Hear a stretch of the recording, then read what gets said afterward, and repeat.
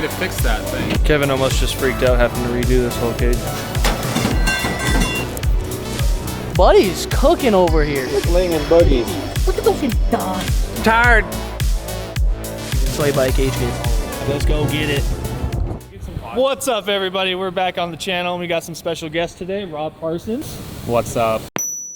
We're here just to S-chassis the world. Yeah, you can see he's got a plentiful amount of S chassis sitting like flowers. 4 of them in here right now. That's like how many 50 grand worth of S chassis. Rob, do you like driving comp, or are you more of like an events, like fun with friends type? I used to enjoy comps, but it's like not. Because I see Drift Buffets, they're actually going to do a series this year. I know he loves doing all the comp stuff, and I'm more of like a grassroots kind of fun event type guy. I mean, you like that stuff too, but it doesn't matter.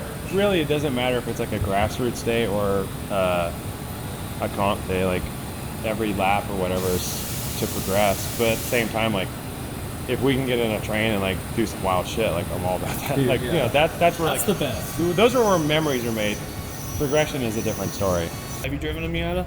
I had drove a Miata. I feel like it would be like drifting a cappuccino. They're one of the, like, it is one of the more fun cars I've ever driven. I'm used to snappy cars because I started an 8.6 Corolla, which taught me a lot. I was gonna say, starting out in that car, I feel like it's disciplined me well. Yeah, well, underpowered, snappy. Well, I've got 400 horse. Yeah, Frank actually If you started the right way. The no turbo way? I want to drive that. Oh, it's a fucking blast. It just has no torque though. Does that smell good? Wait, you said fly it? Fly it and fly it. So everything's just tacked, right? No, we're in the welding process. I'm just kind of wrapping them where I can, and then I'm gonna pull bars out and squeeze it to get to the places I can't get. Well, work your magic there, bud. Yeah, trying. Yeah. Down on my knees, I hope you take me back.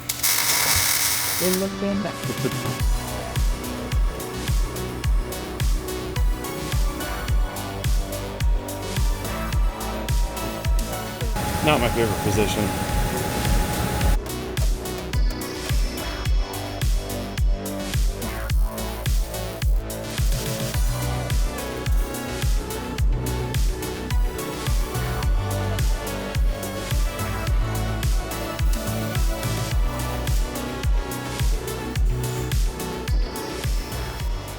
So Kevin's just out here busting away on Rob's cage over here. I mean, it's been, I would say, an hour and a half, and he's already got most of what he needed welded.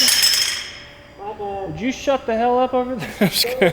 Fired. Most of what he needed welded before he needed to knock out some bars to drop this thing to get the top side. We're doing it a little different than I typically do it, but this is honestly the proper way for anybody trying to do this at home. So Kevin's over here killing it. Hey, Hunter helped me. Hunter helped. How's it going? Not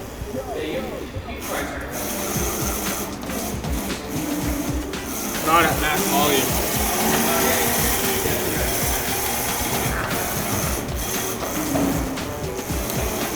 I'm not good at this.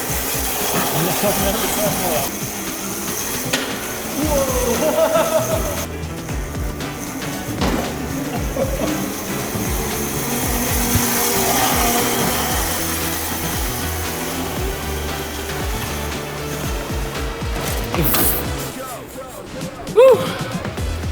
That was good times. I need to get me one of these things.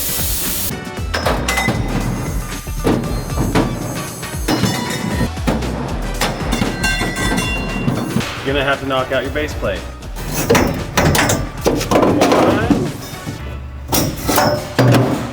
And a skiddly-doo. And then we just yank this thing forward. Just gotta massage it a little bit. There it is. So now you can. There, that's the money shot. That's the money shot. Over there. Good to go. Yep.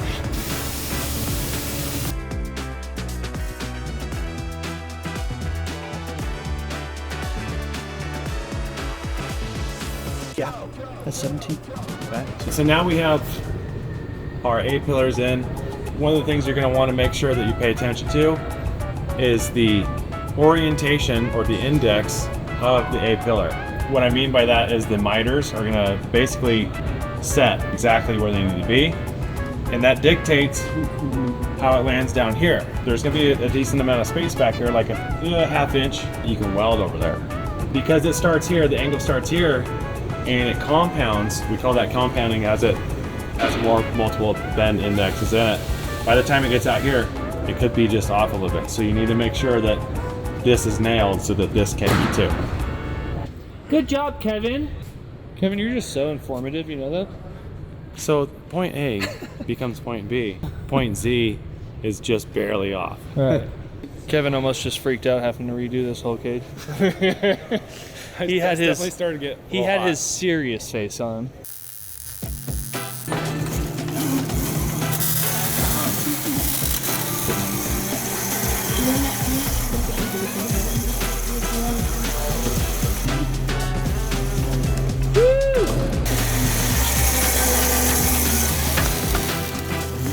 Brought in Rob for the real weld. She grabbed my Brought in Rob for the real weld. Got Rob for the real weld.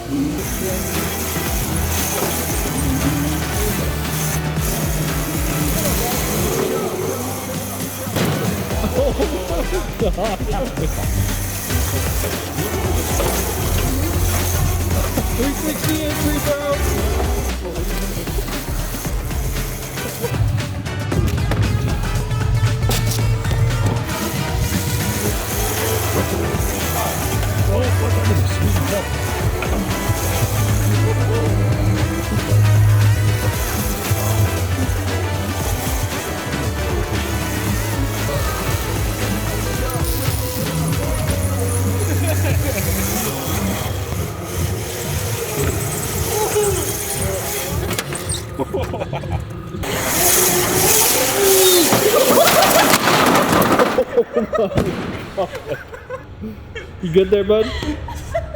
Oh, I'm great. He can't afford to pay to fix that thing.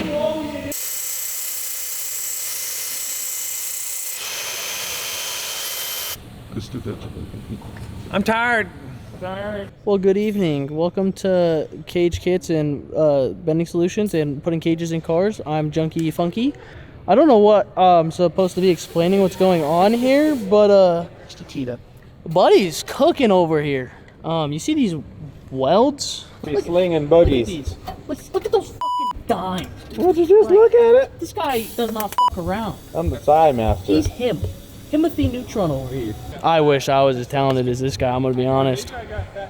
I could never weld like that. Could be it. I know you can't like really see that, but like, you know, let me get the flash of that for real. This like is actually in my absolute dimes, dude. Picture. That shit not snapping. Toy by Cagekits. If you're not subscribed yet, what the hell are you doing? Go down and hit the subscribe button. Turn on post notifications. Give this video a thumbs up. Like this. Yeah, this guy is the shit. good. We're so tired. Anyway, let's check out his new facility. This place is rad. Look at all the space this dude's got. Dude's got all the room for activities.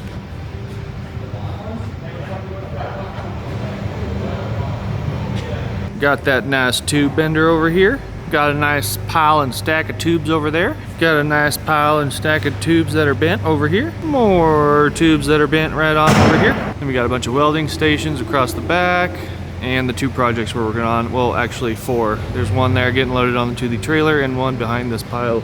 There's 4 S chassis. We stripped a 4th S chassis to put on the 3rd S chassis that's already caged. I mean, there's just S chassis left and right over here. Rob's got a real problem with it. Kevin was able to weld this roll cage, like fit it and weld it and have it finished in, I think you have 24 hours total into it, maybe? That's a fully TIG welded drip cage with all the diagonals and everything in there, base plates welded down, everything. So like, this goes to show that if you follow the steps, you can get a roll cage installed over a weekend. If you're good at TIG welding, you can TIG weld the whole thing over a weekend. You know, like Kevin didn't miss a beat, and I think it turned out really good, as well as it showcases how quickly this goes in.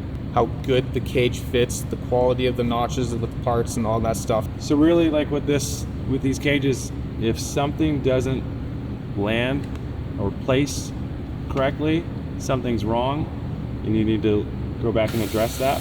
But because this stuff is CNC bent, notched, the whole nine, like it should be fit and finish. He makes a good point. You should never have to modify one of these tubes. Each tube relies on the other one fitting as it's designed and as it's intended to.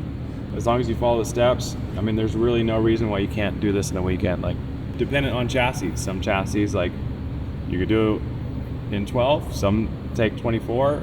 The S chassis is a little bit more complex in the fitment side than other cars, but I mean, these things are great. And so it just makes my life as a fabricator much easier. I appreciate it that you came up for doing all this. Like, it's awesome. Thanks everybody. Thanks for buying a cage from Cagekits, and don't ever stop crashing. Yeah, absolutely. Thanks for coming, dude. Kevin, my man. The shenanigans begin. They do begin. We'll get some nasty candies in the future. I want to thank Cagekits and Rob and Bending Solutions for letting us come out here, have a good old time with all the boys. And we're planning on having a lot more content for you. So we will see you guys in the next episode, and thanks for sticking around.